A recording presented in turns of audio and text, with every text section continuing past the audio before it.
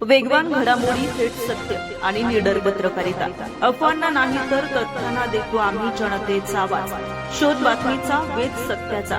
तुम्ही पाहत आहात सूर्य वार्ता न्यूज. जनतेचा विश्वास, सत्याचा प्रकाश. गवळी शिवारात आरापूर जंगलातील महिलेच्या खुनाचा गुन्हा शिलेगाव पोलिसांनी उघड केला. आरोपी वामन जगताप याला शिताफीने जेरबंद केला आहे. सविस्तर वृत्त पाहण्याअगोदर सूर्य वार्ता न्यूज चॅनलला सबस्क्राईब करा.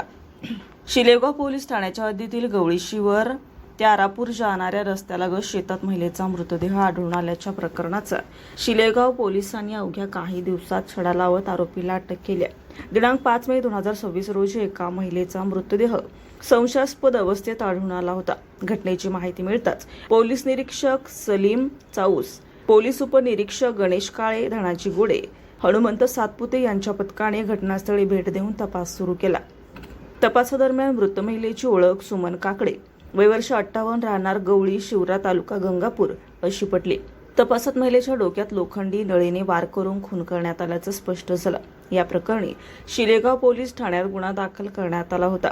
तपासादरम्यान पोलिसांना मिळालेल्या गोपनीय माहितीनुसार संशयित आरोपी वामन माधव जगताप, वय वर्ष 56, राहणार गोपाळवाडी, तालुका गंगापूर यास ताब्यात घेण्यात आला आहे. पोलिसी खाक्या दाखवत चौकशी केली असता आरोपीने गुन्ह्याची कबुली दिली. पोलिसांनी दिलेल्या माहितीनुसार आरोपी आणि मृत महिला यांच्यात मागील 25 वर्षापासून प्रेमसंबंध होते. मागील काही महिन्यांपासून महिला आरोपीकडे लासूर स्टेशन परिसरात फ्लॅट घेऊन देण्यासाठी पैशाची मागणी करत होती. त्यातून दोघांमध्ये वाद निर्माण झाला होता. दिनांक 4 मे रोजी आरोपीने महिलेला मोटारसायकलवर बसवून गवळी शिवार परिसरात नेलं आणि लोखंडी नळीने डोक्यात वार करून तिचा खून केला. ही कारवाई पोलीस अधीक्षक डॉक्टर विनाय कुमार राठोड, अप्पर पोलीस अधीक्षक अश्विनी सिंह, उपविभागीय पोलीस अधिकारी निलेश पालवे यांच्या मार्गदर्शनाखाली पोलीस निरीक्षक सलीम चाऊस, पोलीस उपनिरीक्षक लक्ष्मण भोसने, गणेश काळे, धनाजी गोडे, हनुमंत सातपुते व पथकाने केली आहे. याबाबत परिसरात वेगवेगळ्या चर्चेला उधाण आलं आहे. सूर्य वार्ता न्यूज, प्रकाश सातपुते, गंगापूर, छत्रपती संभाजीनगर.